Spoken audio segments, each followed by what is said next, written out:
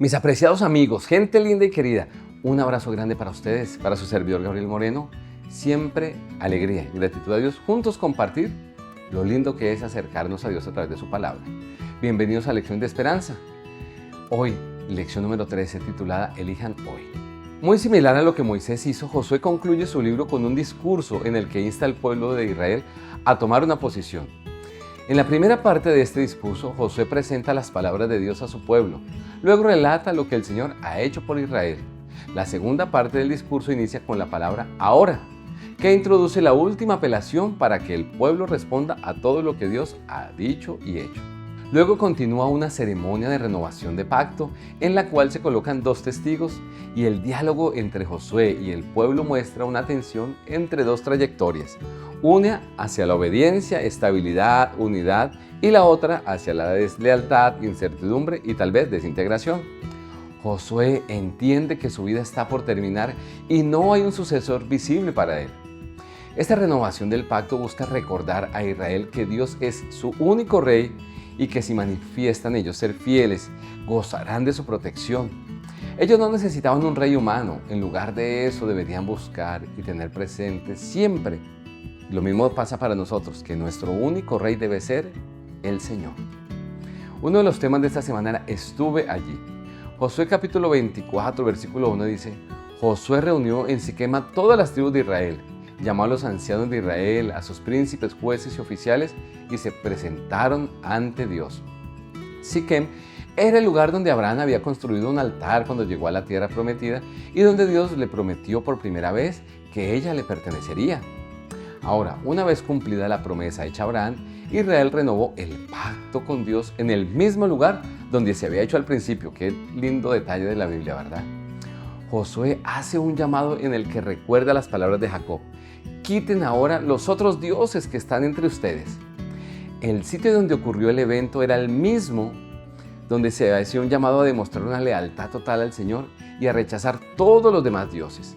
Dios es el sujeto principal del pasado, rememorando que se hace allí esa rememoración en Josué 24.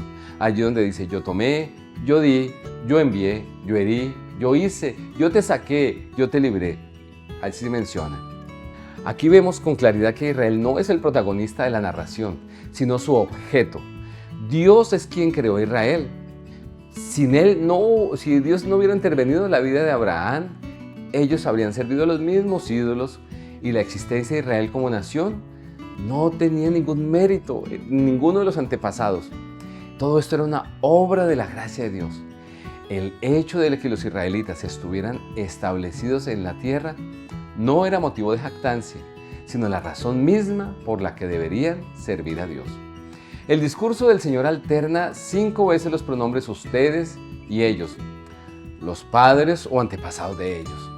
Los padres y esa generación de Siquem son tratados como si fuesen uno solo. Josué intenta aquí demostrar lo que Moisés ya había afirmado en Deuteronomio 5:3. No con nuestros padres hizo Jehová este pacto, sino con nosotros, todos los que estamos aquí hoy vivos. Este pacto que el Señor instituyó lo hizo con sus padres, pero también con los que estaban a través de sus padres. Era un pacto para todas las generaciones. Esas generaciones están ahora en el discurso de Josué. La inmensa mayoría de los que estaban allí presentes no había habido el éxodo. No todos habían estado en Horeb. Sin embargo, Josué dice que todos ellos estuvieron allí. En resumen, cada nueva generación debía apropiarse de las lecciones del pasado de sus familiares, de su pueblo. El Dios que obró en favor de sus ancestros en el pasado estaba también dispuesto a actuar en ese momento en la generación presente. Y te digo, también quiere actuar hoy con nosotros, en tu vida y en tu familia. Se nos hablaba de con integridad y verdad, un tema interesante durante esta semana. El llamado de Josué al pueblo tenía 2 propósitos. Josué 24:14 dice: ahora pues temed a Jehová y servidle con integridad y en verdad, y quitad de entre vosotros a los dioses a los cuales sirvieron vuestros padres al otro lado del río y en Egipto, y servid a Jehová. Israel debía reverenciar al Señor y servirlo con sinceridad y en verdad. Reverenciar al Señor significaba manifestar un respeto profundo que surge del reconocimiento de la insondable grandeza, santidad e infinitud de Dios. Por un lado, esto, y también muestra el ser humano lo pequeño que se siente, su pecaminosidad, lo finito que es. Así que reverenciar a Dios significa ser constantes, conscientes de la magnitud de las exigencias de Dios y reconocer que Él no solo es nuestro Padre Celestial, sino también nuestro Rey Divino. Una percepción tal nos conducirá a una vida de obediencia a Dios, mientras que la reverencia o respeto describe la actitud interior que debe caracterizar o que debía caracterizar en ese entonces a los israelitas. El resultado práctico de la reverencia para con Dios debería verse reflejado en un servicio consagrado a Él. Así debería verse en Israel y también así debe verse en la vida de nosotros hoy. Una persona fiel es alguien de quien se puede depender, en quien se puede confiar. Básicamente, Josué estaba pidiendo a Israel que demostrara la misma lealtad que Dios había mostrado hacia su pueblo a lo largo de la historia. No se trataba de un simple cumplimiento externo de las exigencias divinas, sino de algo que debía brotar de un interior indiviso y totalmente coherente. Sus vidas debían reflejar gratitud a Dios por lo que había hecho por ellos. Así es como debemos relacionarnos también tú y yo hoy con Jesús. El llamado de Josué a servir a Dios con honestidad y rectitud es de especial relevancia para nosotros hoy, en un momento de la historia donde abundan variedad de dioses, de cosas que buscan obtener nuestra lealtad y quieren controlar nuestras prioridades. El llamado a dedicarnos al servicio de Dios en todo lo que hacemos es de vital importancia en una sociedad que sugiere que la relación con Dios no solamente debe ser parte o una partecita de nuestra vida, sino que incluso dicen algunos que la religión debería ser algo que se practique de forma privada, sin que abarque los demás o de manera completa los aspectos de nuestra vida. Pero Dios quiere que nuestra relación con Él se note en todo lo que somos y hacemos. Libres para escoger el tema de la semana. Josué respetaba la capacidad libre de decisión de su pueblo y deseaba que Israel decidiera de esa manera, libre y espontánea, servir al Señor. La palabra, traducida allí como elegir, describe la elección de Israel como parte del pueblo especial de Dios. Ellos eran libres de decir sí o no al Señor. Ellos podían decir no tras haber sido elegidos divinamente, pero esto, mis apreciados, no tendría mucho sentido. Decir no después de todo lo que Dios había hecho. Pero Israel también podía decir sí a Dios, pero seguir viviendo como vivían antes o darle la espalda, y eso causaría que dejaran de existir como pueblo elegido. Josué capítulo 24, versículo 16 dice: Entonces el pueblo respondió y dijo: Nunca tal acontezca que dejemos a Jehová para servir a otros dioses. En su respuesta categóricamente positiva, los israelitas reconocieron que el Dios de los patriarcas y de sus padres era ahora también el Dios de ellos, a quienes estaban dispuestos a servir con lealtad que en ese momento se mostraba indivisa.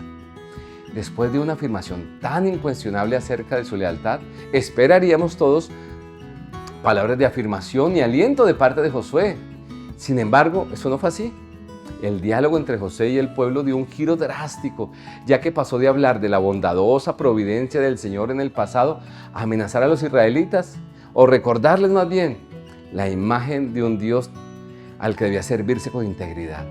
Josué conocía la inestabilidad de la primera generación, que prometió obedecer a Dios en términos similares, pero que olvidó sus promesas mientras las palabras estaban aún casi que en sus labios. Por tanto, utilizó la retórica para hacer conscientes a los israelitas de varias cosas. En primer lugar, la decisión de servir a Dios era algo solemne que debía moldear toda la nación de acuerdo con la palabra de Dios. Las bendiciones resultantes de perseguir ese objetivo eran evidentes, pero también debían comprenderse plenamente las consecuencias de la desobediencia. Y en eso hacía mucho énfasis Josué.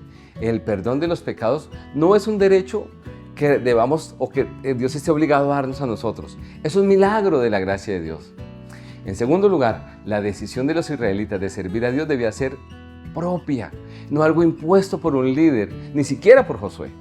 En tercer lugar, Israel debía darse cuenta de que los seres humanos no pueden servir a Dios mediante sus propias fuerzas. El servicio a Dios no era algo que lograrían por medio de la adhesión mecánica a estipulaciones del pacto, sino mediante una relación personal con el Señor como su Salvador.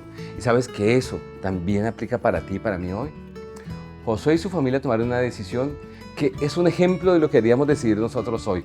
Josué 24:15 nos dice: y si mal os parece servir a Jehová, escogeos hoy a quien sirváis. Si a los dioses a quienes sirvieron vuestros padres cuando estuvieron al otro lado del río, o a los dioses de los amorreos en cuya tierra habitáis. Pero yo y mi casa serviremos a Jehová. Mis queridos, los peligros de la idolatría fue un tema también bien relevante durante esta semana. El peligro de la idolatría no era imaginario. Moisés había pedido antes la misma decisión en las llanuras de Moab y en un contexto muy similar. Los dioses en aquel momento no eran los de Egipto ni los de más allá del río, sino que se encontraban ahora entre ellos. Por eso Josué rogó a su pueblo que inclinara su corazón hacia el Señor. El término hebreo allí traducido como inclinar, también se utiliza en otros textos y se muestra a un Dios que se inclina, que escucha las oraciones. También es una actitud que los profetas exigieron al postrarse ante Dios, buscarlo de esa manera. A ese verbo también se lo emplea para indicar la apostasía de Salomón, cuando dice la Biblia que su corazón se inclinó hacia otros dioses. El pecaminoso corazón humano no tiene la tendencia natural a inclinarse ante Dios y tampoco a escuchar su voz. Se necesitan decisiones conscientes diariamente de nuestra parte para inclinarlo hacia el cumplimiento de la voluntad divina por medio del poder que nos da Dios a través del Espíritu Santo. La respuesta de los israelitas fue literalmente: escucharemos su voz. Esta expresión enfatiza el aspecto relacional de la obediencia. No se pedía a Israel que siguiera rutinariamente un conjunto de reglas. El pacto consistía en relación, una relación viva con Dios, una que no se podía expresar mediante solamente reglamentos. La religión de Israel nunca tuvo el propósito de ser legalista, sino que Dios quiere que fuera un diálogo constante de fe, amor, con un Salvador santo y misericordioso. Mis queridos, también se nos ha hablado de un buen final. Josué 24, 29 al 31 dice: después de estas cosas murió Josué, hijo de Nun, siervo de Jehová, siendo de 110 años, y le sepultaron en su heredad en Timnat Sera, que está en el monte de Efraín, al norte del monte de Gaas. Y sirvió Israel a Jehová todo el tiempo de Josué y todo el tiempo de los ancianos que sobrevivieron a Josué y sabían todas las obras que Jehová había hecho por Israel. El cierre del libro habla acerca de la muerte de Josué y del sumo sacerdote Eleazar. Concluye con un final aleccionador para todos nosotros. Al relatar el entierro de Josué y el de Eleazar y el de los huesos de José, el escritor crea un contraste entre la vida fuera de la tierra que le había sido dada a Israel por bondad de Dios y ahora el comienzo de la vida en ella. Ya no había necesidad de vagar. Los restos terrenales de los líderes ya no necesitaban ser cambiados de lugar. Antiguamente los patriarcas enterraban a sus familiares en una cueva, en una parcela comprada en Siquem. Ahora la nación enterraba a sus líderes en territorio que era su herencia, lo cual implicaba un sentido de pertenencia. Las promesas hechas a los patriarcas, mis queridos, se habían cumplido todas. La fidelidad de Dios constituía el hilo histórico que unía la posteridad de Israel con su presente y también con su futuro. En resumen, Dios siempre está presente en cada paso de nuestras vidas. Nuestro servicio a Dios no solo debe ser en libertad, sino que debe ser hecho con integridad absoluta. Siempre habrá peligro de desviarnos. La única seguridad es estar con los ojos puestos siempre en nuestro Dios. Oremos. Buen Dios, que tu paz, tu amor, tu bendición, tu cuidado descanse sobre cada persona que ve y escucha este contenido. Que con lo que hemos aprendido, Señor, podamos mantenernos fieles a ti. Mirar todo lo que has hecho en nuestra vida, Señor, y en virtud de eso vayamos en gratitud a servirte con lealtad e integridad. Guárdanos en tu amor, pues lo pedimos en Jesús. Amén. Dios te bendiga, te llene de sus bendiciones y te espero en un próximo capítulo de Lecciones de Esperanza.